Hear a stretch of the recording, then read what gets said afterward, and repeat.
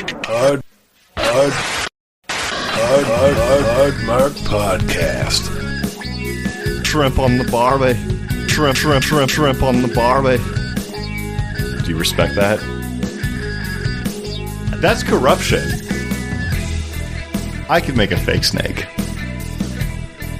You do not pee in the pool. You do not pee on the barbie. All of myself is clean.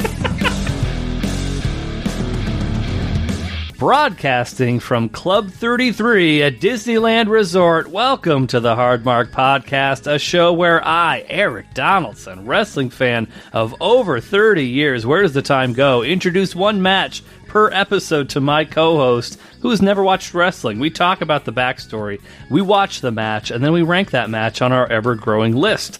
The purpose of this show is twofold. First, to see what happens when someone who's never watched wrestling is introduced to its most notable matches, and secondly, as a window, you take the curtain apart and you peer, and he's probably doing illicit shit, just nude in his room that he shares with a bunch of other men, but you're still looking in that window of the man of 54,097 compliments, the Soul Skater, the Maitre d' Matt Drama, the Tampa Bay Topsider, the Living Painting, the Talent, the Gatekeeper of gas-powered mowers, Flying Ryan Murphy. Ryan, how are you doing today?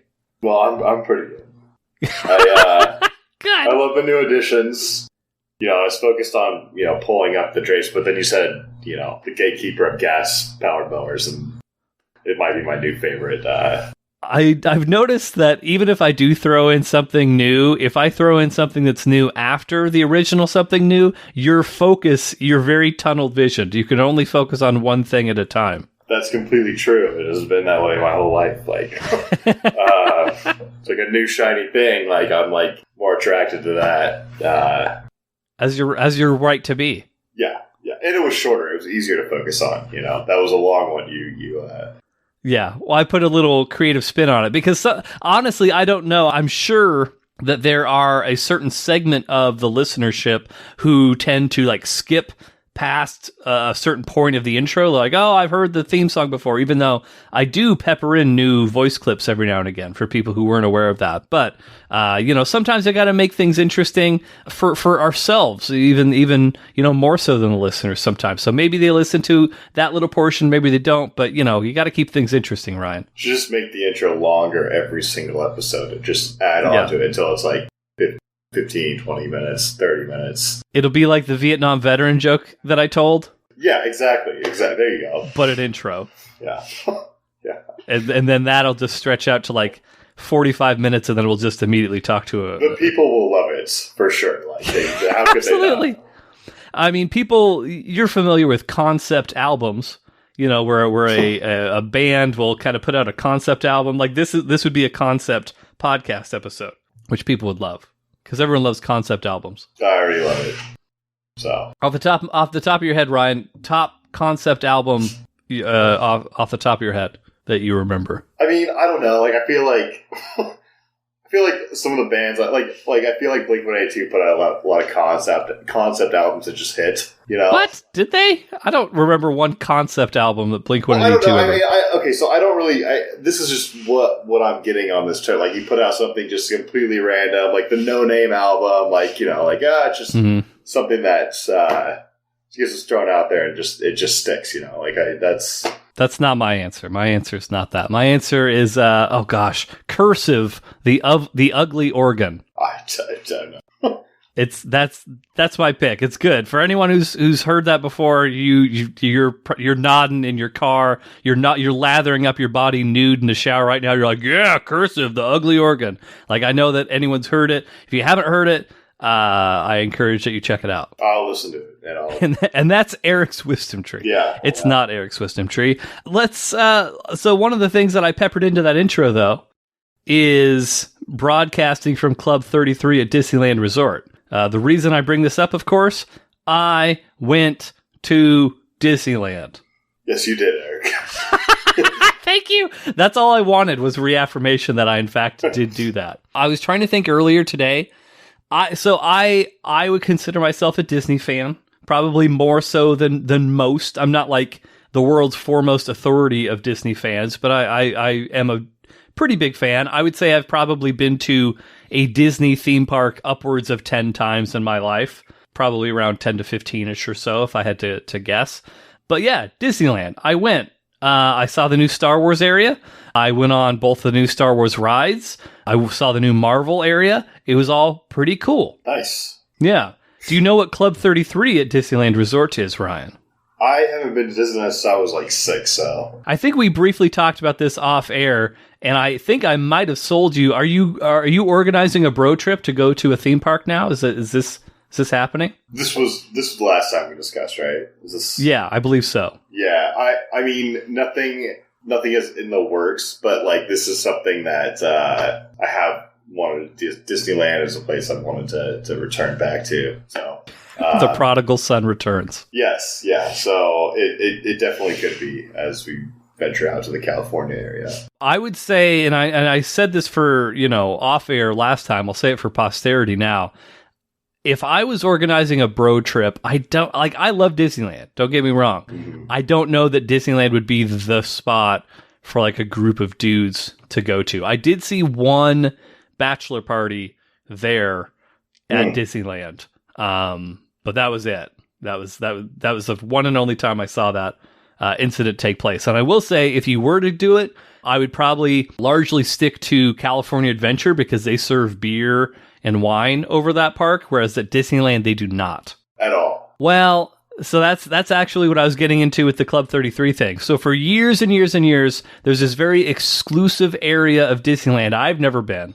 I'm not, the Hard Mark podcast isn't doing that well just yet, ladies and gentlemen. But Club 33, it's above the Blue Bayou. It's above the Pirates of the Caribbean ride. It's this very secret club that you can get into, and for years and years and years that was the only place that would actually serve alcohol inside of the Disneyland park. Now that they have the new Star Wars land, there is a cantina in the Star Wars land that also serves alcohol. I was also not able to get into that on my most recent Disneyland trip. So they have to be super busy, right? Like, yes, they were. I attempted multiple times to get in through, like, they have this app thing, and the wait list was always 100% full every time I tried getting in. So yeah, I had no luck. That's more frustrating than not having the club in general. Like, if you like, I would be more upset if the app said it was 100% full every time. I would be, that would annoy me. I'd rather just not have. So you really, aside from that, they don't serve any alcohol at Disneyland? No. And I know this has changed since you went when you were like 6 or 7 or whatever, but now they have 2 parks,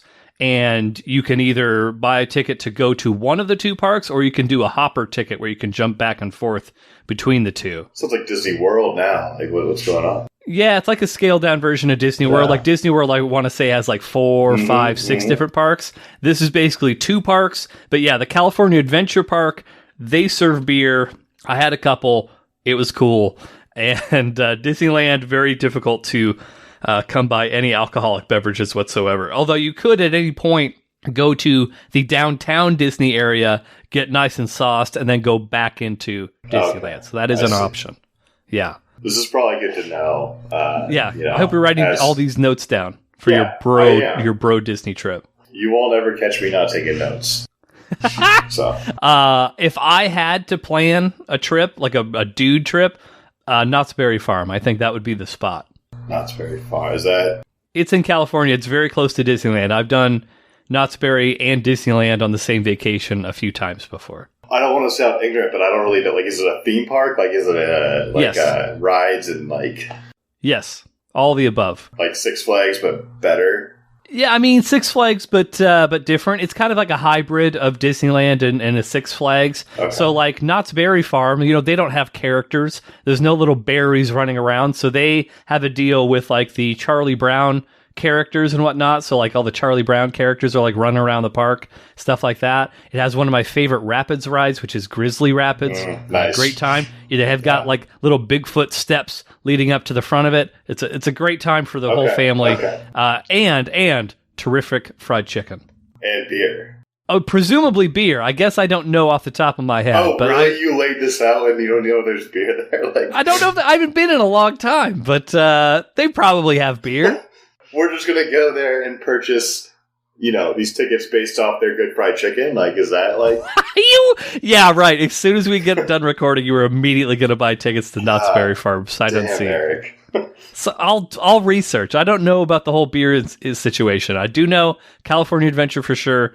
Beer is there. And it's good beer, too. It's not like just fucking Coors and shit like that. We're talking like good craft beer. One of my favorite beers, Brother Thelonious. I had that there. I think Southern California has an underrated craft beer scene. With San Diego being in the mix and everything. Like, you hear about like Portland and Seattle, but like San Diego's kind of fun. Like, my favorite beer is also like out of San Diego, like Ballast Point. Like, Ballast Point had a restaurant at Downtown Disney, as a matter of fact. I almost went there. Nice. You should have gone. I should have. Yeah. 2 sculpins, please, is what I would have said. But yeah, so you haven't been to Disneyland in a long time. Any other theme park experience? I mean, I've been to Disney World like several times. I'd rather have gone to Universal. Like, I like theme parks. I like rides. I like roller coasters. Where did I go? It's like the first time I was 14 or 15, and I had strep throat the second I got on the plane to go to Disney World. Oh, no. I mean, I just like nasty strep throat, like really bad. And I played it off the whole time like I didn't have it because like I was with like my buddy's like family. I don't want to be like, I don't want to be a downer. Like, so I just ate a lot of like, I tried, but that was pretty brutal. God damn. And then when I was 17, I went again. And we weren't as focused on the rides at the time. I think we were at the age where we were like, we thought we were going to hook up with a lot of girls in Disney World, but we didn't hook up with any girls. Wait a minute. Who goes to Disney World to try and find girls to hook up with? We would go anywhere to try to hook up with girls at this point, but we thought Disney World, we're in Florida, where the beaches are at, the palm trees, like we're going to bathing suits, like we're going to like, and we understood, we didn't have a choice. We didn't make the trip to Disney World. It wasn't, but we were like, we're going to find a way to. Okay. Girls, and, so you were trying to. So you were. This was happening regardless. You were just trying to glass half full it and be like, "Oh, I bet we're going to meet all these cool Florida babes." Yeah, at Disney World. Yeah, no doubt. We were fully like thinking that was going to be the case. It was right, not, and then you lost your virginity on "It's a Small World." It was actually a garage floor, Erik, but like. Close. Yeah. I really want to go to, in Japan now they have a Nintendo section of the Universal Park that they have a Mario Kart ride for. I'm desperate to go to that. I also am very curious to check out the Simpsons area of Universal. I want to say that's Universal California. Okay, yeah. No, I'm into the theme park idea. Like, I just haven't gone.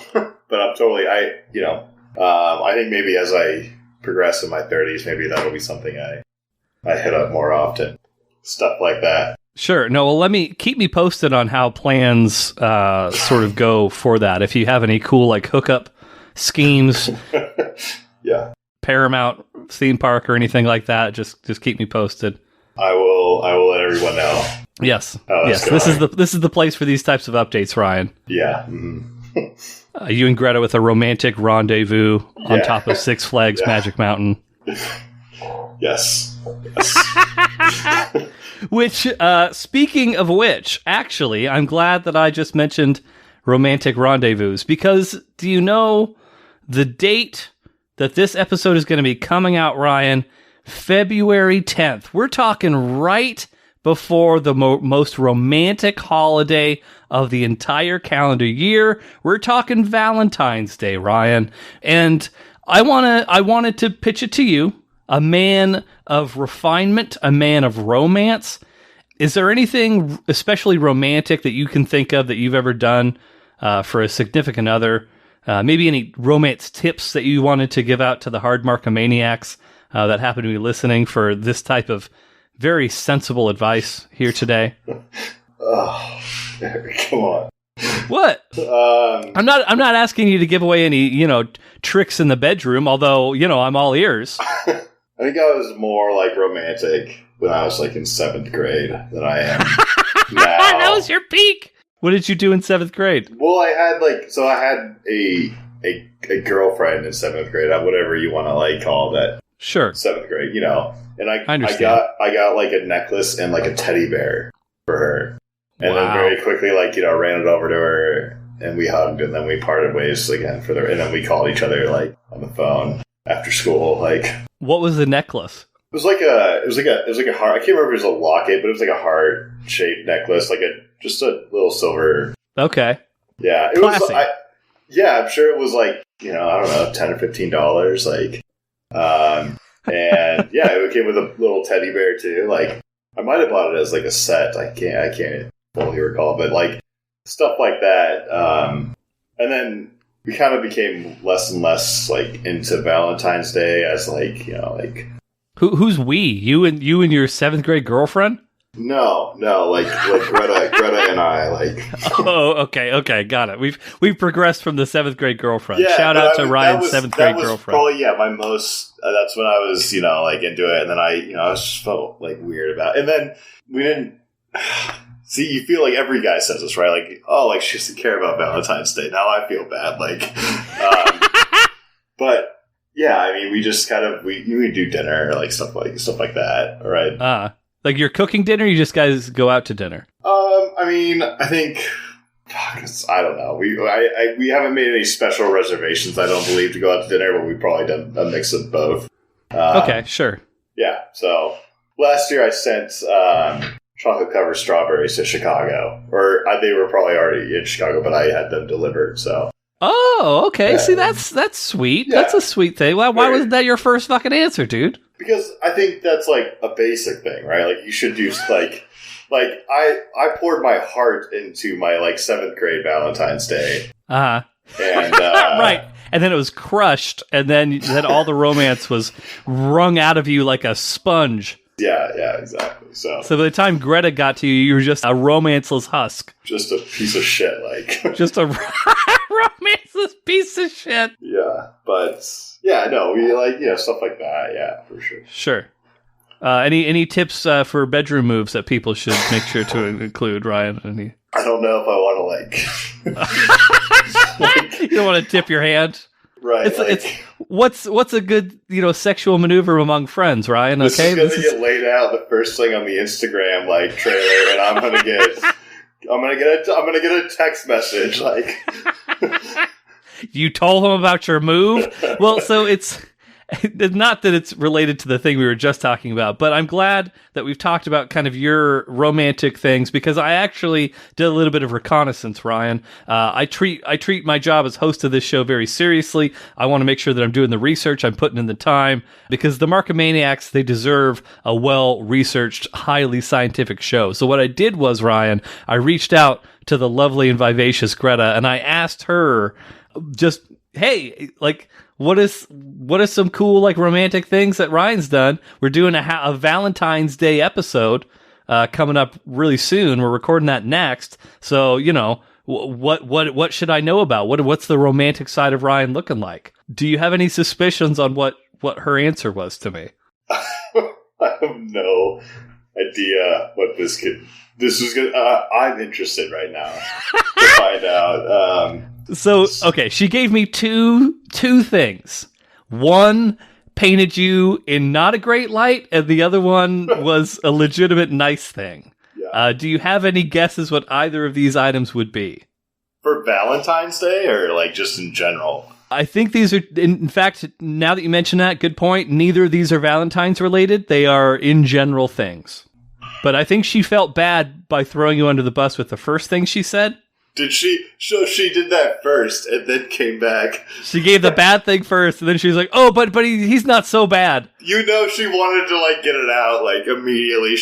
Yeah, it's like a battered woman when she's like, "Oh, but he came back and he got me a pizza," and he's really apologetic about it. It was like one of those types of situations. Not implying that the talent is a wife beater. That's not.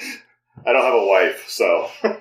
I'll hit you with the good thing first. So the good thing why first. Why would you hit me with the good thing first? Because the other thing's funnier to me. Okay, so right. the good thing that you did. So in fact, I'll just read it.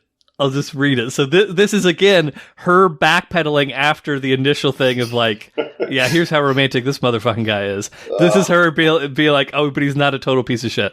One thing does come to mind though. He bought a super nice traveling backpack carry-on thing for Christmas when he knew I was planning on doing my multi-country Europe trip. It's still one of my fave bags. That's brutal. That is totally brutal. So, I mean, that's pretty romantic. So, Markomaniacs are going to take it, like, you got to be thoughtful with your gift giving, okay? Take a lesson from Ryan, think about what does my partner really need, and then do that. Like, go out of your way to do that thing. Like a nice guy, like Ryan is. Yikes. And now do you want to hear the other thing now? Apparently you forgot her birthday. Not this past year, but the year prior. Oh, that was it? Yeah, she screenshotted it. Ryan's text message to Greta, presumably not on the date of her birthday. Happy birthday, babe. I totally forgot and feel very bad about that. What's your address? So, wait a minute. Now I'm piecing... The strawberries were not because you forgot her birthday, was it? No. You had to think about it, though. This okay. All right. This was on her birthday. Okay. I don't know if it makes it any better. I didn't do this. Okay. This was... Yes. On the I'm day. understanding. Not that that's great. And I remember this text. I was sitting at work and I was like, fuck, and we're honest with each other, right? Right, exactly. Honesty, the most romantic thing that there is. Markomaniacs, honesty. So, yeah, and she had recently moved to Chicago, so right. I didn't have the address. And out of sight, out of mind. Yeah, that was bad. Looking back, I probably should have not said that. But I was just being honest, right, exactly. That's just what a good, honest person in a loving relationship does. Is they're just, right. Right. A good romantic, honest man. She feels the same way about it. So, yeah. No, not great. Not a fine moment. But then she stuck up for you. So after she told me about that, she was like, oh, but this bag. See, I think she's even shitting on me there. I think she found a way to make it, kind of oh, that's it. But she's still, she knows. To be fair, you are also the most defensive human being I've ever met in my entire life, and will look for any way to turn anything into a slight against you. Am I doing that now? Yes. Very, very much so. Yeah, well, yeah. Just have to work on this a little bit. Maybe bring back some of my 7th grade self. There you go. I think that she'd really appreciate a nice teddy bear and a $15 necklace myself. Yeah. Well, we'll see. Well, I'll let you know how that goes. Maybe it'll make our next year's Valentine's Day list. Yeah, I mean, you never know. Keep us posted on how it goes. But yeah, I'll make sure to keep tabs on your romance moving forward for sure. So happy Valentine's Day, everybody. Yeah. Last couple things before we get into some wrestling here today. So Ryan, maybe you can help me out with this, or maybe you can just give me some feedback. I don't know. We'll see how this goes. So I have time off coming up, a fairly substantial chunk of time off. I'm not going anywhere, so I want to try and maximize this time. I already have a to-do list that I have started assembling and putting together so that I do not forget anything that I need to do during this time off. I wanted to kind of get your input, see if there's anything that I'm missing, see if there's anything that could be enhanced, etc. So would you mind giving me some feedback on my time off projects, Ryan? Of course, okay. Eric. This is a week and a half, just so you're aware. And sorry, when is it? When? Yeah, what season? Is it?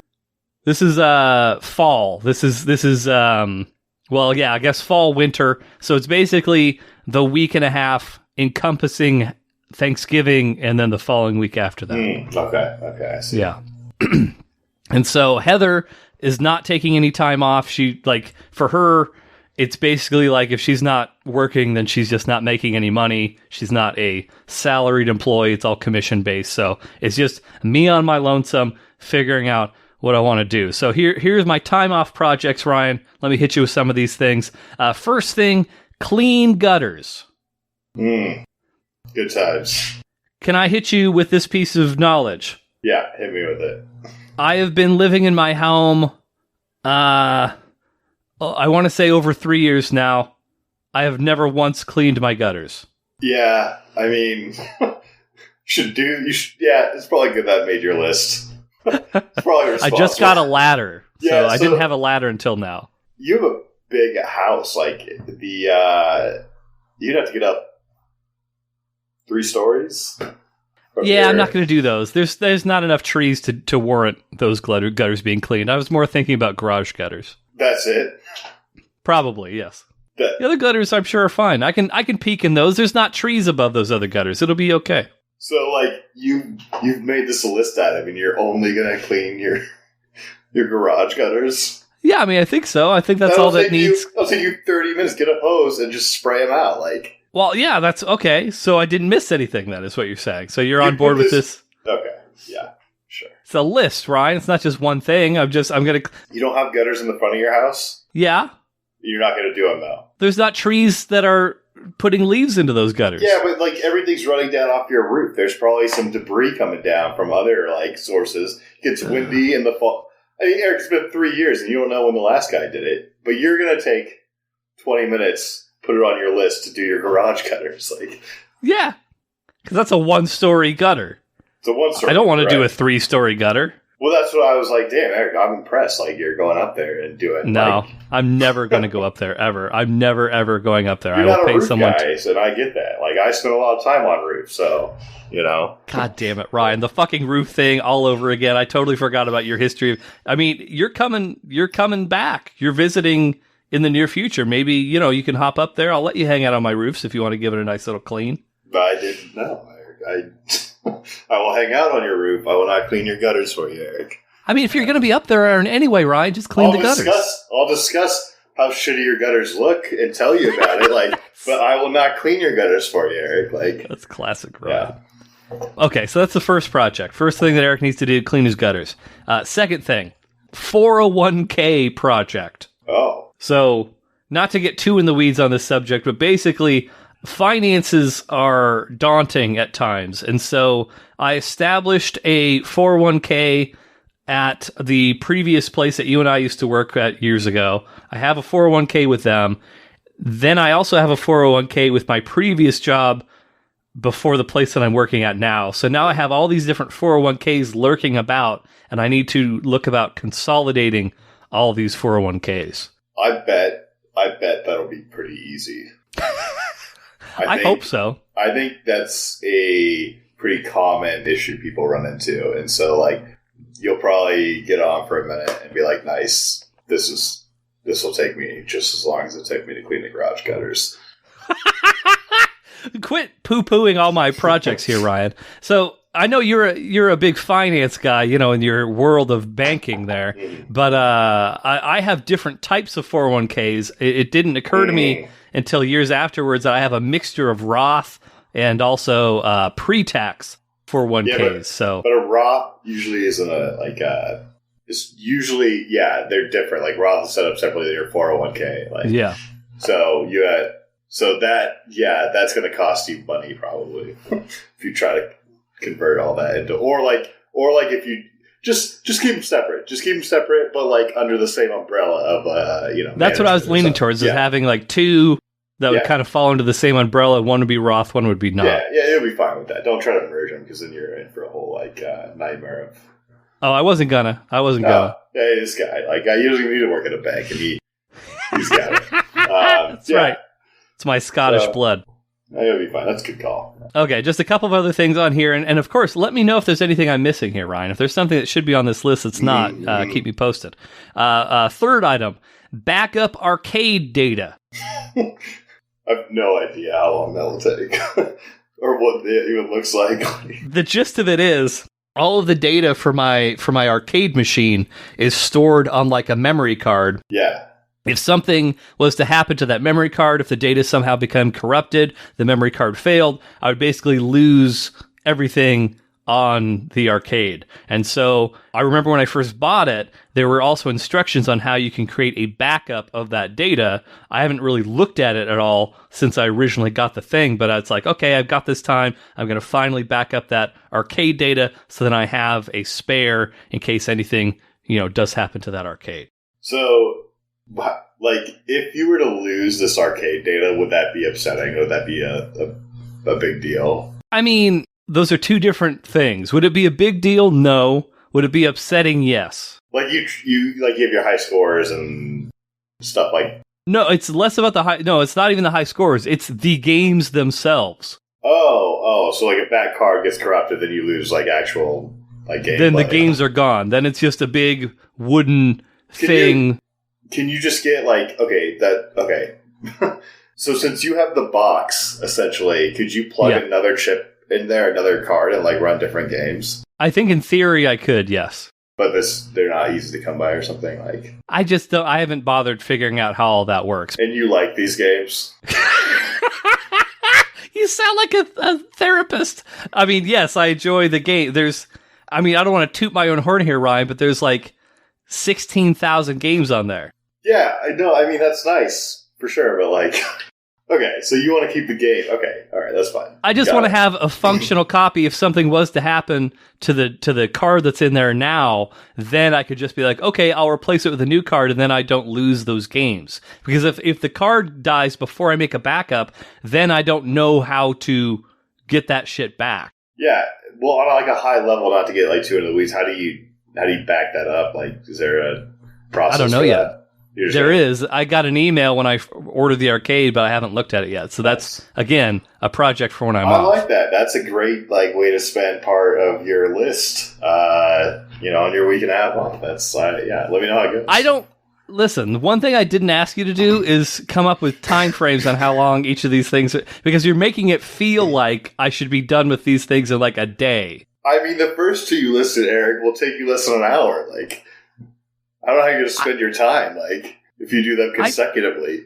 This one probably won't even take you that long, but it's better. Like, you're making... It's a two-car garage with a shop, and it's 3 401ks that I'm trying to condense. This is going to take much longer than you're thinking. This is going to take longer. This is going to... multi-hour of project here.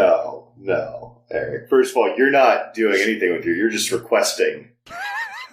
The other people have to do the work, and then your fucking garage, you're just gonna have to spray down one section, and that's it. You're done. Two sections, and then you're done. Then I have to figure out the ladder thing. You don't even need a ladder. You could just, What do you mean I don't need a ladder? Okay, you might need a ladder, but I do. Okay, but not a real ladder. You need a tiny ladder, and you just need to you can even do it with your hand. Eric.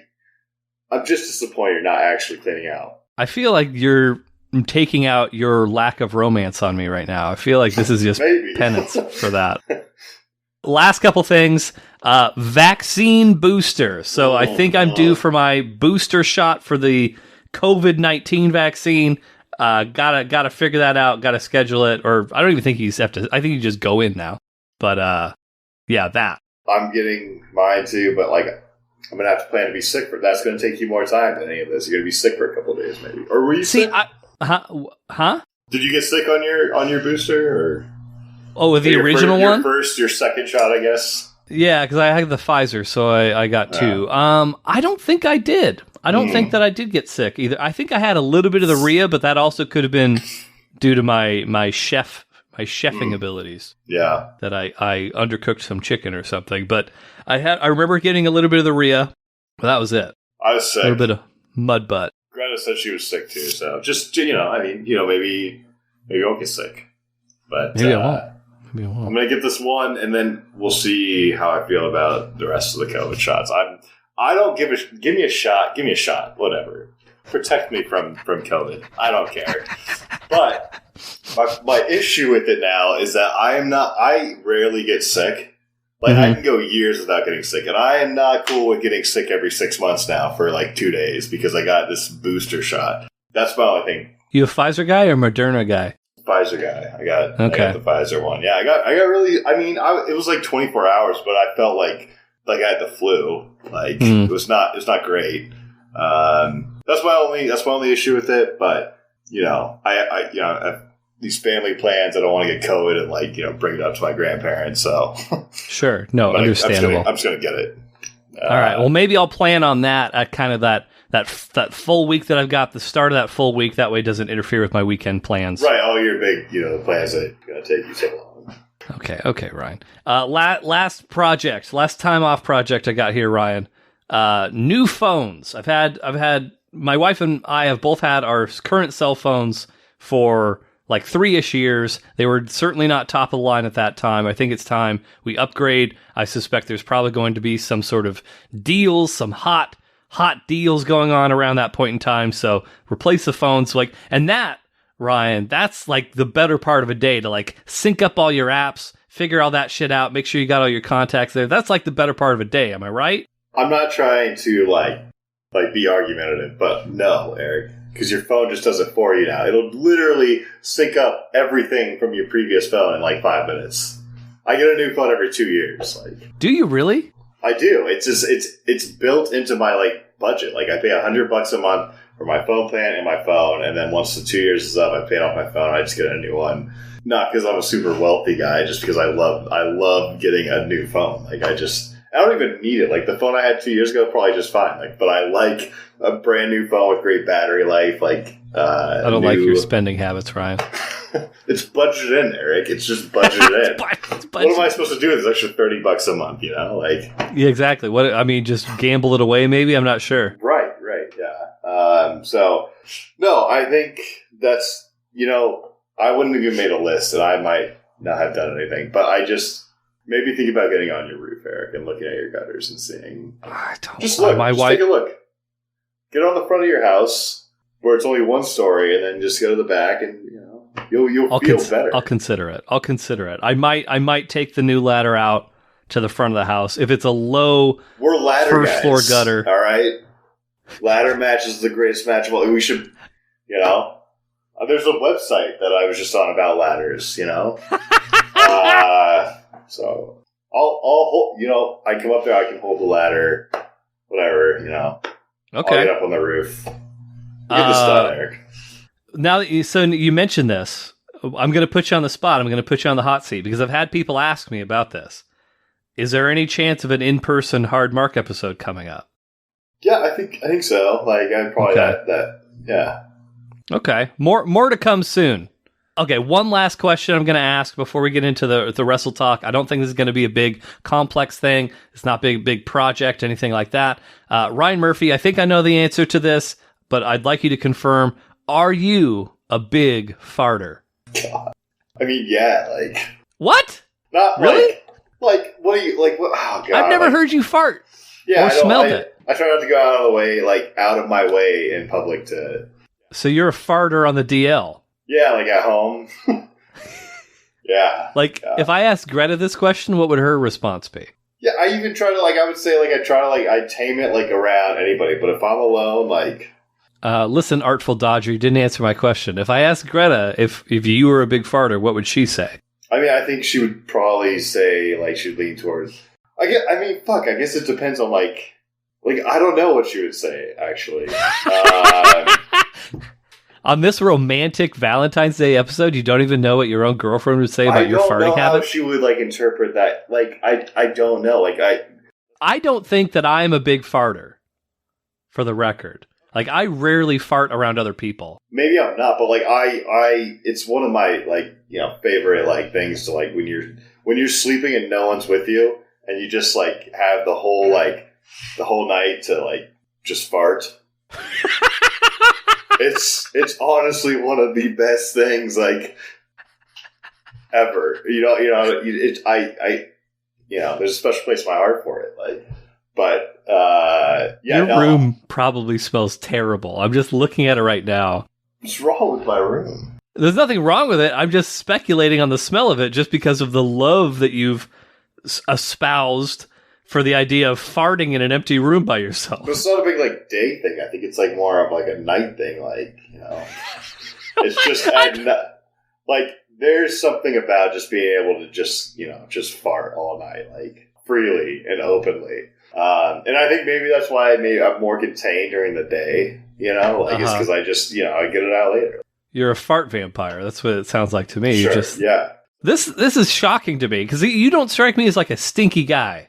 I'm not. You don't fart at night, Eric? Like, I mean, I don't fart any more at night than I do during the day. Oh, really? No. That's you spread them evenly out throughout the day. There's no reason. Like, why would I fart more at a certain time of the day than others? Like nothing like a nice fart to go to bed. You know, right before you fall asleep. Like, I mean. Not to get too weird with this, but is it like the smell of your own brand that's getting you off in this scenario, or what is it? Release, like it feels so. Like if you have to hold it in for whatever like that's the worst. Like right.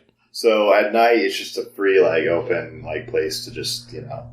See, I think the big difference between you and I in this scenario is you have been, except for your extended unemployment streak, which was well documented here on the program, with the exception of that, you have been going into offices to work among other people. So you can't just fart freely. For me, I don't even give it a second thought because I'm by myself at my desk at my house all day, every day. I farted a tiny bit at work today.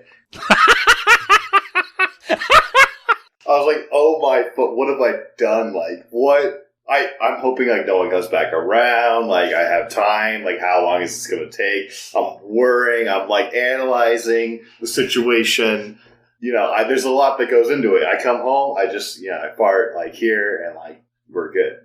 What are because you're living with 4 other people or 5? 4 total. 4. Is there one guy that has a reputation for being a big farter in your house? No. I feel okay, and I know this is getting in a completely off tangent sort of thing, but I kind of have to take you to task. Why have we not gotten any fucking house stories yet? I refuse to believe that a house of 5 men in Las Vegas, there's not just wacky shit happening all the time, right? I would say like when we do like an in-house podcast, an in-person podcast, I'll let you know. Like, yeah. The fucking walls are always listening. Well, I mean, that's the thing. I mean, it's 5 people here. Like, like sure, yeah, exactly. You don't want to piss people. I think I told you like a little bit about it, but like, I'm not gonna We'll wait for an in-person. Okay, noted. Well, I'm just glad that something's coming because I knew for a fact, like when we did our final in-person one before, I was like, man, Ryan's going to have so many fucking crazy-ass Las Vegas stories. He's going to be in a house of dudes. It's going to be wild. And it's like so benign. You're just talking about farting in your sheets all day. Okay, in the fairness, like I live in Summerlin, Nevada. Like it's like, I'm trying to think. It's like more like Bellevue than not Bellevue because Bellevue's like a nice city. Like this, it's suburbia too. It's like Mill Creek on steroids. Like there's nothing, So it's not like I'm living on the Strip, but it is getting more interesting. Like things are like picking up and like it's gotten more engaging here in the last like couple months. So I don't like your corporate speak, Ryan. I don't like that at all.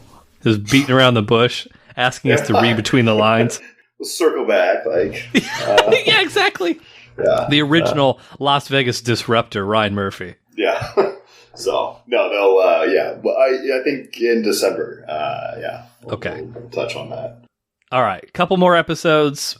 We're not committing to anything yet, but there is a possibility of an in-person one, and perhaps we'll wring more information out of Ryan then about all the men's buttholes he's seen and whatever else has happened that he's refusing to tell us. I don't know. I'm speculating. I don't know, Ryan. These are words inserted into my mouth. He didn't say no, everybody.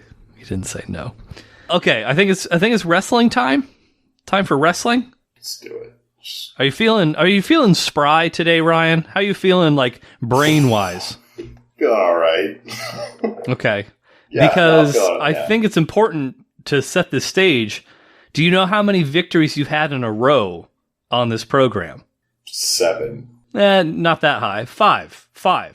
Your That's pretty all-time close. record, it's pretty good though. Your all-time record on the show is 6. So if you win today, you will then effectively tie your win streak record. Was this part of the streak that I went through with like the multi-episode or multi-match episode? I suspect yes. Yeah, because I couldn't have had 5 in a row any other period. There's no way. No. You were very bad up until recently. I would have notated that. I would have had that on my notes, and I would have brought those with me to Las Vegas. I won 5 in a row, Yeah, well, you've won 6 in a row at one point in time, but yeah, you're up to 5 now. So I just wanted to make sure, because the stakes, not saying that they're super high, but they're up there. If you're going for the glory, this is a big one. So with all that said, we've seen a lot of matches from the 1990s lately. So I thought it might be good to take a break, have a little palate cleanser. So we should get away from the Hogans, get away from the Austins, and take a look at a different piece of wrestling history. So we're going to revisit a little company that we've seen once before known as TNA, which stands for Total Nonstop Action, not Tits and Ass, you cheeky little monkey. So the only match that we have seen from that company was way back in episode 16, and it featured Survivor winner Jenna Maraska taking on Queen Sharmell in a match ranked second from the bottom in our list, firmly in the fucking trash section. Do you remember anything about that match? It was trash.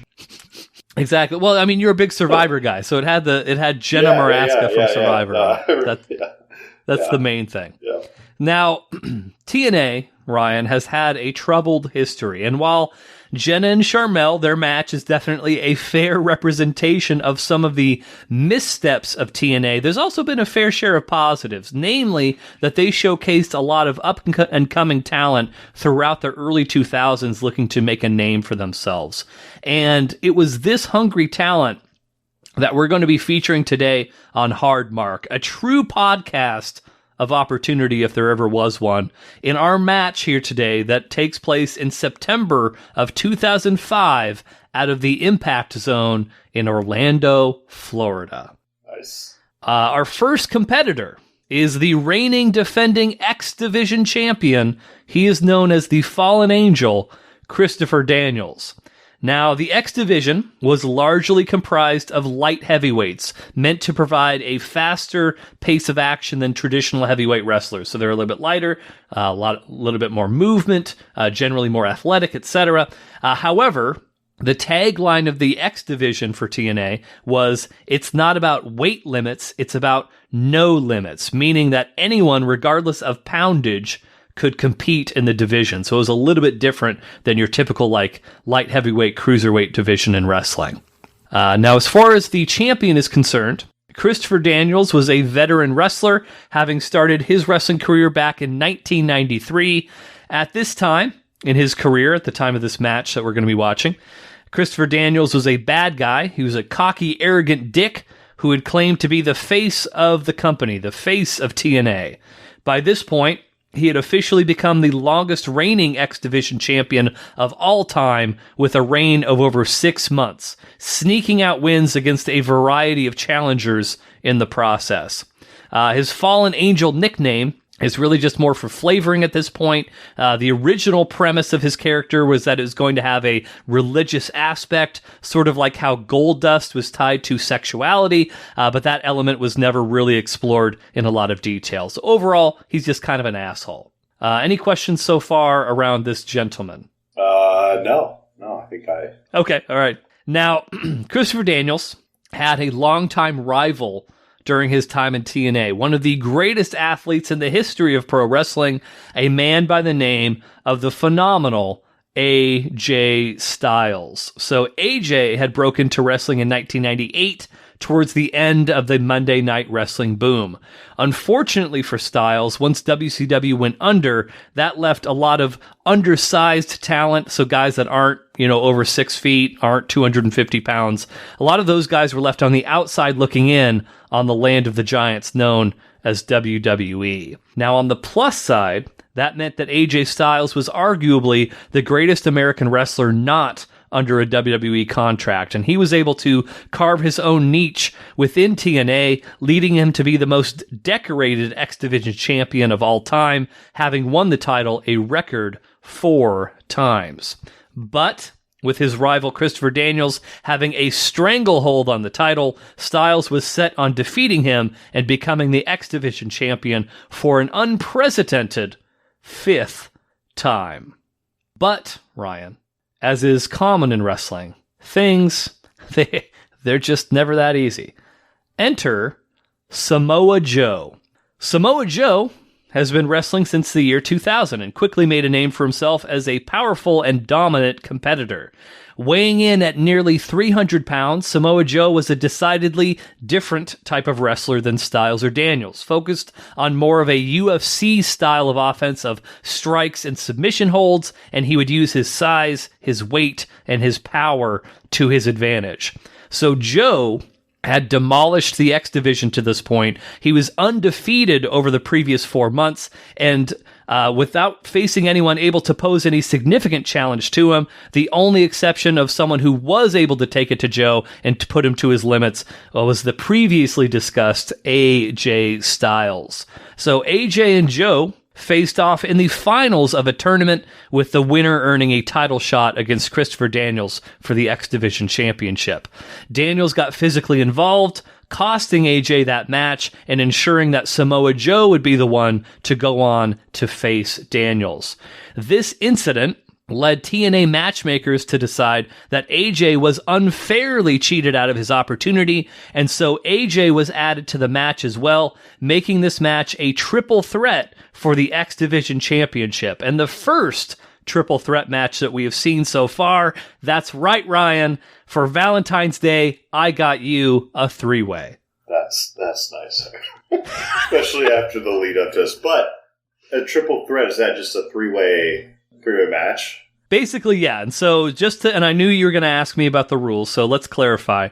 So in a triple threat match, the first man to pin or submit one of his opponents is the winner. So it is not an elimination style match, which means Christopher Daniels can lose his title and not even be involved in the finish of the match. So if Joe beats AJ, or if AJ beats Joe, the match is over and we have a new champion. So from a purely scientific standpoint, you do not have 50-50 odds on this one.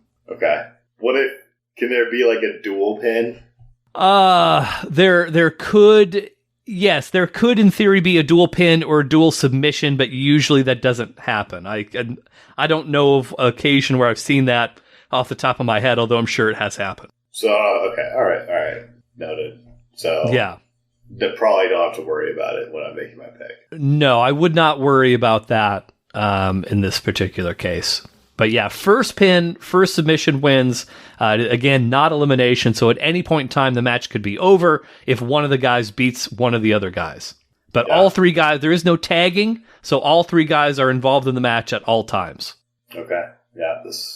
And so just to kind of finish things out here today before we watch that match. So just so you kind of get an idea of the alignment of each of these guys. AJ Styles, he's a good guy. Christopher Daniels, he's a bad guy. Samoa Joe, he's kind of somewhere in between. He's like, a big guy. He's a big guy, exactly. He's a big boy. But yeah, he's kind of in the middle of a good guy, bad guy. He wasn't really established at this point kind of where he lines. So he's kind of like this intangible that just happens to be in the match as well. So Ryan's record, as it stands right now, 29-22. He is, as we mentioned earlier, on a 5-match win streak. He could tie his record of 6 with a win today, but the odds, quite frankly, are against him. 33% chance. So we'll see. Last thing I'll mention, in addition to being able to tie his longest win streak with a victory today, Ryan's record is 2-0 in the city of Orlando. So does that mean a promising item for Ryan? I guess we're going to find out here momentarily. Anything else, Ryan, that you have any questions about before we watch this thing? What is my record in the city of Vegas? In matches that have taken place in the city of Vegas? Yes. No. Or since you've been in Las Vegas? Since I've moved to Las Vegas. I don't fucking know. Does anyone care? Nobody cares, right? Oh my god! Yeah. I mean, well, actually, you know what? I could probably find out here really quickly. Don't worry about it. You didn't come prepared. It's okay. No, you're a fucking dick. Yeah. Okay. You are 1, 2, 3, 4, 5. You're 6-1. Wow. Well, what a life change Yeah, you're 6-1 since you've been in Las Vegas. Of your last 10, you have had 8 wins and 2 losses. So you're in quite the hot streak, my friend. But that's why you gotta amp up the difficulty. We gotta give you a new form of matches, which is a triple threat, which we have not yet seen. Well, let's go ahead. We're gonna watch that match. We're gonna watch Christopher Daniels defending the X Division title against Samoa Joe and AJ Styles. We will come back to you with our thoughts on that match right after this brief little break. Thanks, everybody. 2 challengers taking it right to the record holder, the 6-month reign of the fallen angel Christopher Daniels. Well, let's just say, man. Samoa Joe or AJ Styles, they want to end that tonight. Joe says, watch this. Man. Who's going to survive? Who's going to thrive? And who's going to walk out of here with the X Division title? You can see Samoa Joe right there, waiting for his opportunity. You can see him in the foreground. AJ Styles, though, going high risk. Is he going to set him up? He's got him in the Angel's wings. And here it goes. AJ fights it all. He knows, but he sends it back. 1, 2. AJ's got it. AJ's won the title. The winner of the match and new X Division champion of the world, the phenomenal AJ Styles. 5-time champion. What a way to count. We are back. Live and in living color. We just watched the first ever triple threat match in the history of Hard Mark, featuring the stars of total nonstop action. Gotta love that Impact Zone. Christopher Daniels, AJ Styles, Samoa Joe, Ryan, basking in his crapulence. He's now officially tied his all-time record. He against all odds, 33.3. Oh, okay, all right. Just be annoying for a minute, and then we can move on. But just do whatever it is that you're going to do real quick. I was only just saying. just easy. But AJ Styles was victorious in that match. Ryan did make that choice to his credit pretty early in the match. Yeah. What did you think of the match? Did you enjoy it? It was a good match. It was a good match for sure. I saw things I've never seen in a wrestling match before. There was a lot of very athletic maneuvers that, yes, we had not previously seen. Do you think so? This match is regarded as was a very, very good match. It's regarded as a classic match. I guess we'll get to the ranking in just a bit, but did you think oh my god, this was incredible, or did you think that this was just a very good match? Just if you had to guess, it was very good. All aspects of it were pretty good commentary, good crowd interaction, good. There was some pretty good moves that I hadn't even seen before. All around, it had a it wasn't just one place had good aspects and the other one was lacking. It was good. Sure. It was solid. It was a solid match. And even stuff that you don't even usually think about was good. If someone get hit in the face and they stumble a little bit, some great stumbling. Those guys had some great stumbling moves. I was like, damn, are they really are they a little weary right now? What's up? They a little punch drunk? Yeah, absolutely. Okay, cool. Let's get into the notes. We'll talk about what happened in the match. We have the opening video package highlighting each guy. They talked a little bit about Joe, AJ, Christopher Daniels, giving kind of the backstory of all that. Then the match starts. Well, maybe not the match, but the entrances start. First entrant is Samoa Joe, which Ryan referred to repeatedly as a puffy guy. I don't think heavyset boys like being referred to as puffy. Right? They just know they're puffy. Well, when we go to wrestling together in Vegas for Memorial Day weekend, you're going to see a lot of puffy men. I would probably encourage you not to call them puffy. I'll just get a big sign saying these are real puffy guys. Yeah, exactly. You liked Joe overall, it seemed like. Yeah, he probably would have been your pick had AJ not dazzled you with his athleticism. He won my heart, but Joe, initially I thought that was going to be my guy. Because of his puffiness? He seems like the type of guy, go into the ring with as a. I don't know what I'm saying. Like, you know, I don't know what you're saying either. He has that, like, he's a comforting, puppy, like, sense to him, you know, like, you know what I mean? I like, don't know how you could be more of a dick right now. A comforting, puffy presence to him? Is that what you said? I mean, and that's the gist. That's what I got from him. Like, you know, he sounds like you want to cuddle. Nice guy. You seem like he'd probably be a cuddler. Like, you know, yeah. like. You guys could just fart the night away together. Yeah, maybe. Like, you know, we'd have to ask him. Like, yeah. He'd probably never forget your birthday. All right, moving on. AJ Styles next. I thought that his entrance was going to turn you off of him. Honestly, it did. Because it was not humble, and I know how much of a priority you put on humbleness. But a man emerging from fireworks is the least humble way to make an entrance. He was very unhumble. And he has phenomenal written on like the ass of his jacket. Yeah, for sure. But there's just something about, like, he becomes more humble in the ring. You know, he's in ring humble, which is important. You know, you got to recognize that. Like, as a wrestling viewer, you have to recognize when these guys humble themselves inside the ring, and I did. This is over 50 matches of experience talking. Okay, Exactly. You need to recognize in-ring humbleness and how that's not necessarily the same as out-of-ring humbleness, and the two they do not necessarily meet in the middle at all times. Once you have the level of experience that Ryan has, you'll be able to recognize these things for yourself, ladies and gentlemen. You'll start winning matches too on your next wrestling podcast. You know? You yourself could be on a 6-match win streak with knowledge like this. Finally, the third and final participant in our match, Christopher Daniels. I feel like Christopher Daniels, like, he was good. He had some really good moves, but I don't think he wowed you as much as the other two gentlemen did. He had the best, like, when he got hit, he wobbled. Like, that guy, like, threw, like, I was like, damn, like I said, like, did that guy really get hit? Like, he was an excellent, what am I saying? Like, background, like, character to the match, like, in my opinion. He didn't really need, I mean, I know, like, it was three men, but let's be honest, like, you know, we had AJ and Samoa Joe. Those were our guys. Sure, right, exactly. Christopher's background guy, but he played his part very well, like. I don't disagree with anything you just said. But when he emerges, he is the current X Division champion, which as soon as you saw that belt, you described it as the Dos Equis belt on account of the big red X in the center. I had never put 2 and 2 together on that, but it absolutely looks like the Dos Equis. Yeah.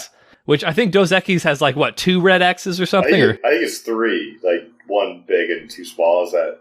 Oh, I don't know. I hardly ever drink. It's missing like an X, but like it looks like the Dos Equis. The font and coloring is virtually identical. I agree with that. We got the big match intros where they kind of do the, you know, hailing from da-da-da, etc. thing. Opening the match, both AJ and Samoa Joe immediately start double teaming Chris Daniels. They're doing a little kickoff where they're both, like, taking turns, kicking him in the back repeatedly. Daniels gets pissed. They go kind of high-low, and then that's the point, because neither of them like Christopher Daniels. So basically, once they take him out, that's when AJ and Joe start kind of going at it between the two of them. Well, I didn't think that was, at that point, I was like, I don't know. I just thought, like, that wasn't really a thing. I thought they were just, like, it was a wrestling. They come in here, 3-way match, and they're both, like, kicking the shit out. It was kind of funny. That was a good way to introduce the match. I liked it, you know, like. Yeah. It was funny. You seemed like you were unsure after that sequence, though. Like, are these two guys on the same team against this other guy, or, like, what was going on? No, I was just making my point, Eric, that I had brought up, that, like, there could have been, like, a dual pin, like, would have made sense right there. They're both going after the same guy. Could they just dual pin him and, like, both win? And you're like, right. Oh, like, I guess technically that could happen, but that's never happened before. Like, why would you even ask that question? Like, it's kind of how you respond. I never said no. You're putting words in my mouth. I did say I could not think of an occasion where that's happened off the top of my head. I'm sure that it has happened, but it's very, very rare in these types of matches. And then immediately it fucking happens, like in the match. No, it did not end that way. Like, but immediately almost got dual pinned. No, he didn't. Two guys fought. No, two guys fought one guy. That's totally different than both guys simultaneously pinning a man. That's just them teaming up on somebody. That's completely different. That's fine, but you're like, oh, that's shockingly, like, why even be on a wrestling podcast if you're going to ask the dumbest question in the world was basically your response to that, like. Here he goes, ladies and gentlemen. He's going super defensive mode, looking for any excuse he can to be the victim. I'm not being defensive, Erik. Perpetual victim, Ryan Murphy. Play back the tape. That's all you need to do. Like, yeah, fucking go back a half an hour and listen to how like normal my cadence was and how I was absolutely not yelling at him. Normal, like. Yeah. Sure. Okay. Yeah. Yeah. All right. So. Fuck off. So they kind of go back and forth. Let's see. Let's jump to the next little bit here. I think, and like, correct me if I'm wrong, but I think right around the point that kind of swayed you to the side of AJ. Actually, what was it? Because I remember the first like really big dive where he did a springboard like front flip out to the floor onto both Daniels and Joe. But you were ready to pick him prior to that. Was there something in particular that like it was like he seemed like kind of a neutral like guy. Again, his modesty really showed up in the ring, you know, like and I felt that, and I was like, this guy's also like he came in. This guy's ripped for sure, ripped to death, as some would describe. And be on the lookout for that Ripped to Death shirt available in the Hard Mark merch shop, everybody. He just alongside our brand new Sheesh shirt that will also be making its way in the near future. Oh, okay. I don't know. Right. We'll talk off air about the Sheesh shirt. We'll take it offline. We'll circle back. Like. Yeah, please. Yeah, original disruptors. No, he had. There was something like I don't know what clicked, but I was like, this guy has that factor. You know, and as a wrestling connoisseur, I would say, like someone who consumes wrestling, I picked up on that and brought it to my winning pick. Absolutely. Yes, I would agree. I think around this same point in time, we also talked a little bit about the 6-sided ring. So not the octagon, but I mean, it would be like a sexagon, right? I mean, I'm pretty sure. I didn't count, but I thought it was octagon shaped. Yeah. 6 looks more like 8 than it does 4, that's for sure. And everything that I've heard from wrestlers and everything, a 6-sided ring has significantly less give than a 4-sided ring does. Like, it is harder on your body. There's less spring in the boards. It's also a little bit more cumbersome to like run the ropes because you don't generally have like just a straight line to bounce back and forth between in a lot of those different angles. So it's good, I've found, for more multi-man matches, like a 3 and 4 guy match. It tends to be more cumbersome for more one-on-one matches, in my opinion. And you also made a dick statement when we were talking about it being a, quote, real ring, unquote. I just pointed out that it's definitely harder. Like, there's no doubt. It was, you have your springy 4-sided, rings, and then you have your real 6-sided rings. Also, and I totally forgot about this, you fucking never responded back to the thing that I sent you with the UFC fighter talking about how wrestling rings are absolutely not trampolines. I did my own research on this, and I sorted by controversial in that same thread.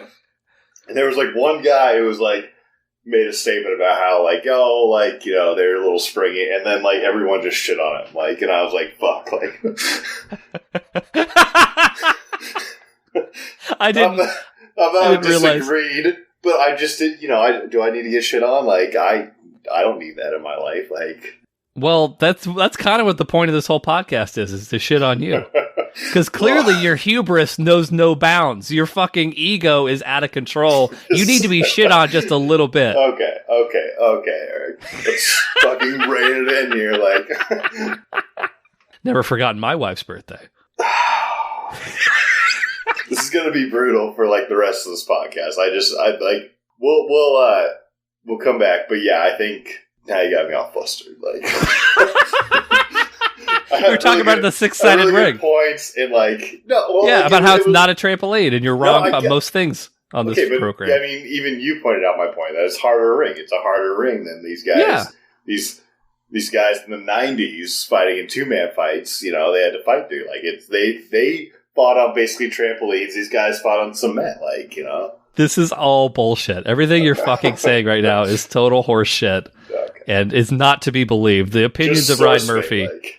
Yeah, please. Oh man, if somebody eventually writes a thesis and cites you, I would love to read that. Let's see. Let's jump ahead to other cool moves. let's reference a couple of quick spots in here. The Muscle Buster. What did you think about that move? Yeah, it was a good move. Is that your favorite move of the match? No. Okay, that's too bad. But it was a good move, and I thought they had like a lot of good moves up on the ropes.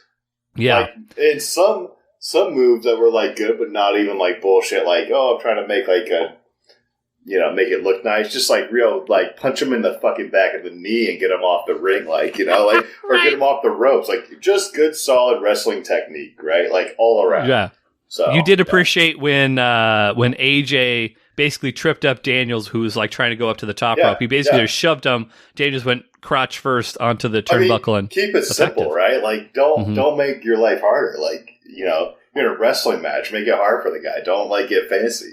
I think I do know what your favorite move of the match was. So there was a point where Samoa Joe has his finishing maneuver, his submission hold, the rear naked choke, the coquina clutch on Christopher Daniels. So they're both kind of laying there. Joe's got Daniels in the chokehold. Meanwhile, AJ climbs up to the top rope, does this ridiculous, weird, spinning, twisting thing, and just crashes down on both of them at the same time. That probably was your favorite move of the match, yeah? Athletic as fuck. Like, it was ripped to death. Timely, like, I don't know. Yeah. It was all of the above. Sheesh as fuck. All right, Eric. All right, these are your words. These are your TikTok guy. Like these are your things. Like I haven't brought it up once. But not to jump ahead, but I thought the match brought a lot of these fucking great moves. Like that was not only even Samoa Joe had one, similar. Like Samoa Joe had a big dive out to the floor, definitely. Great stuff. Like that's what you like to see, And I can respect that both. Not only my guy AJ, who I picked very, very, very early in the match to win for my 6th consecutive win, but I can respect that Samoa Joe, who did not win, who did not beat AJ, also has some great moves. I respect that. This is true. I was disappointed. So on one of the ring skirts outside of the ring, there was an advertisement for Gresham Wilson, all jacked up. And I know that you're a big fan of Shitty Country. Yeah. I was saddened to learn that you're not a big Gretchen Wilson fan. I don't even think Gretchen Wilson falls into as bad as country's gotten now. Well, this is 2005. They were going to go down even lower. Over the next. 2005 was still 2012 got to that was my prime pop Shitty Country. I loved it. 2012, and now I don't even. It's not even country music anymore. Maybe I'm old, or maybe it's not country music anymore. What is it? Could be both. Doesn't need to be mutually exclusive. Gretchen Wilson was doing real country music back in, or something like that. I don't know. Maybe it was good or bad, but you got 2012 real good, prime time, Yeah. Have you been to a Garth Brooks concert? No, but I love Garth Brooks. I only know Friends in Low Places. That's the only Garth Brooks song I know. Yeah. So to finish things out, so there's a lot of back and forth. There's some points where one guy's thrown out of the ring, the other two guys are in there. You're thinking okay, one of these times when somebody gets thrown out, this is going to be the end of the match.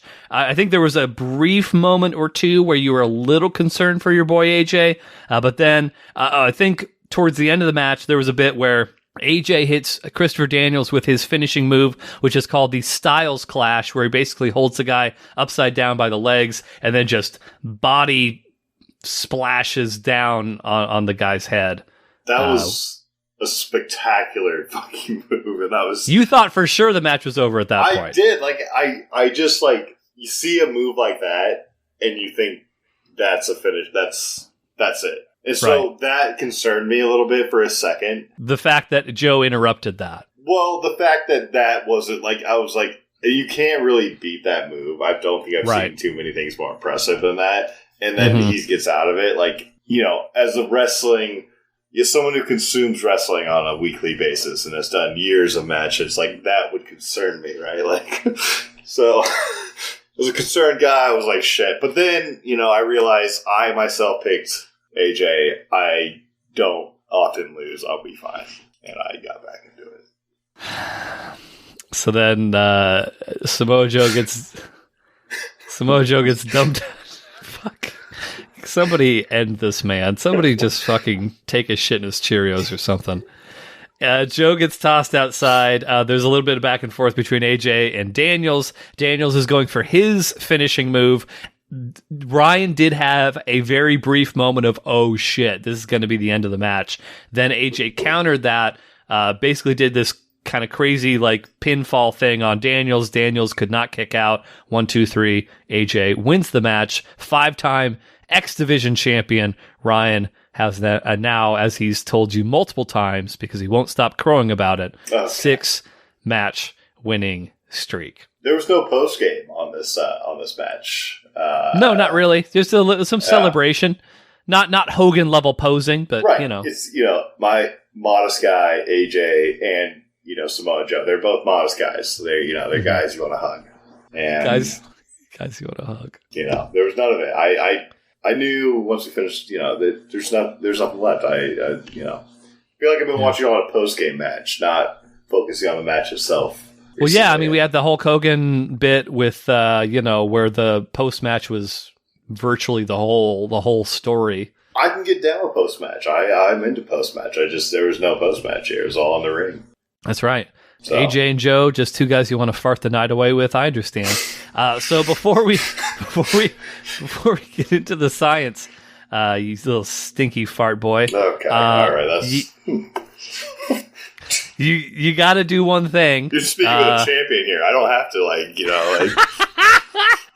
Well, I think you owe the people a little segment that a lot of great response about it so far. That segment is known as Murphy's Law. In a world without rules, in a sport where only the strong survive, there's one man who has the guts to lay down. Murphy's Law. So what is the takeaway here? Good, bad, ugly. What is something that you would take away that we could maybe incorporate into that custom match that we're angling for sometime in the future? I mean, okay, this was tough. I thought about it a second during the match. Like, I liked the match so much that it was tough to pick out something I would change. But here's what I do like. But it doesn't have. Maybe it's a good thing. Maybe, yeah. And so again, what I found, I guess maybe two things. There's so much like in this match, including my early pick. I hate this version of Ryan. I really like the fucking no bullshit moves. It doesn't always be flattering. It doesn't always have to be standing up on the ring waiting for the guy. Get up there. The guy's making a move. Get up there, punch him right in the knee. Punch him, just get him off. It doesn't have to be clean. Just get him off the, wrap him, And I also really like, and this shout out to Christopher. This guy was able to take a beating and make it look nice, Yeah. You don't always see clean beatings on the. Sometimes you see shitty he's getting beat. He looks like right. Good selling. Great selling. He was a solid you gotta respect that. He played an important part of the match and respect the wobble. Yeah, the wobble. Yeah. So that's all I got. Otherwise, I don't have anything. Well, that's plenty. I think you've given us plenty. You've given everything. Good. You've given your all. So let's rank this thing. Let's take a look at our list. What are you thinking? What are we leaning towards? Let me see here. Let me view this. I mean, it's definitely in the I would say the upper end of great, maybe the lower end of fucking amazing. Okay. Yes. This is tough. I think I know where I would put it, but I think I don't I love my Japanese matches, and I love that Samoa Joe, who was not Japanese but Samoan, was in this match. And Puffy. And Puffy. But so let's see here. Yeah, so the top end of the great section, we've got Omega and Naito. That was a classic Japanese match. Yeah. Taz and Bam Bam, that's where they went through the ring. Cactus and Terry Funk, that is the finals of the King of the Death match. So that's kind of the general area in that great section. This is tough, Eric. I know. The way you've broken this down is to give you is excellent. Like, this is so much more helpful than what we had before. It makes ranking these a lot better. Thank you. You're welcome. Man who gives 1,000 compliments, right? And receives 54,097 compliments, which is the amount of the Safeco Field attendance record set by WrestleMania 19, not the Seattle Mariners. But have you checked it recently? Because we almost went to the playoffs, and that was a sellout the last few nights. Yeah, but they didn't have people on the field, so it wasn't quite the WrestleMania level of sellout. Are you saying we lost? Is that like a backwards way of saying we lost the game? Like, I don't know. Like, that's me saying that the Mariners don't have the attendance record for Safeco Field because WrestleMania is much more popular. We'll circle back. Like, please. Yeah. Okay. This is a tough one. I want to make the right decision. I feel like this is an important match, not just like a match I can place anywhere. Yeah, I think you owe it to the listeners to really, put it in the right spot, not in the wrong spot like you do so often. I don't. Okay, you know what? I'm going to go off the number and the placement. I think this was for me a top 5 match. Okay, but I think it would have to be the new number 5. Like, that's what I was going to say. I was going to recommend this being the new number 5. Yeah. I think that's where I'll put it. I think it's nice. That was a good match. Yeah. No, that was you know what? That wasn't just a good match. That was a great match. It was a great match. All right, new number 5. Yeah. Yeah, and it's rare. It's rarefied air that a match gets into the top 5. So this is a big moment, and it's featuring 3 men that we have not seen before. Those other spots, you start to see some of the same names appear a lot. People like a Mankind / Cactus Jack, a Shawn Michaels, etc. So it's unique. I thought this match was going to be shitty as fuck when we came into this. Why? I don't know. Like, you weren't into the story. Is that the idea? No, it was it was just like, so TNA. Like, I just wasn't thinking like this was going to be one of the more like matches I would rank this high. And then also, I looked at it, a 30-minute video on YouTube. That's how we're watching it. Like, but I should know. I should know. Not even on Peacock. That's really not. I should know that like a YouTube match has a. Like, fuck Peacock. But, yeah, I didn't expect it to be great. I thought it was going to be kind of a shitty, like, quick match, and it turned out to be pretty good, so. There we go. There you have it. All right. The science is complete. One last thing we got to do. Same thing we always do. Same thing we finish out every episode. A lot of feedback. This is everyone's favorite. Maybe not everybody, but a lot of people, many people. The favorite part of the show. That is the segment that everyone loves, which is known as Erik's Wisdom Tree. Sometimes wisdom isn't factual knowledge, Ryan. Sometimes wisdom is just speculative thoughts that cross my brain that, maybe not everyone's thought of before. So maybe the wisdom is like, oh, I never thought about things in that way, Erik. Thank you for that. Would be an appropriate response that somebody could have depending on the wisdom that I'm giving them. And so I think that this episode's wisdom is going to fall in line with that. Something that had occurred to me, something that I just thought was, interesting enough to impart to the listenership. So here it goes. Ryan, if snakes had fur, they'd be even grosser and scarier. Yeah.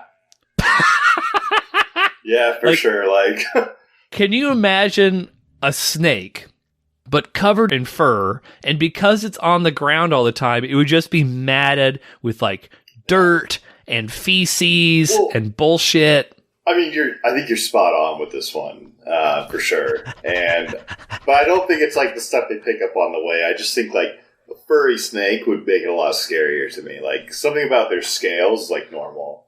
Yeah, there's scaly, slimy little like snake. But if they had fur, I guess that would make them like a mammal, though. Yeah, it would. But let's say nothing about their physiology is the same. We're just talking about a snake with fur. Okay.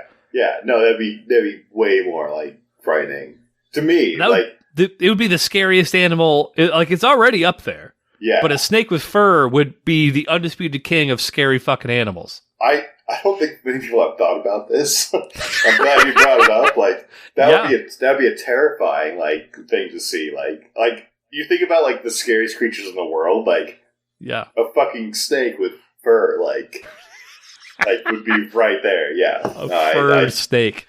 Do you think this exists on DeviantArt? I kind of have an interest to see if this is a thing that someone has mocked up.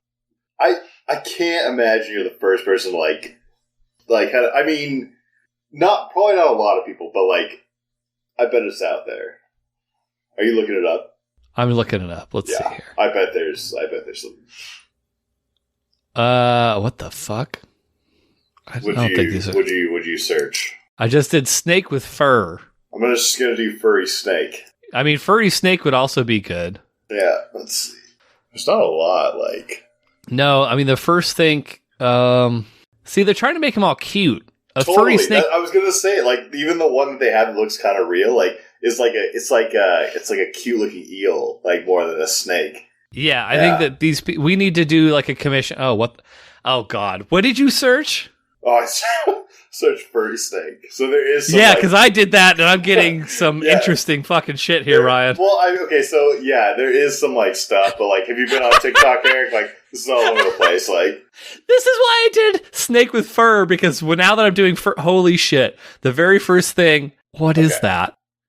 That's a pink snake with breasts. Yeah, and the breasts are around someone's face. And I see a cool snake dude with abs. What the fuck? There is some sexual, here's a fat one with a broad tits.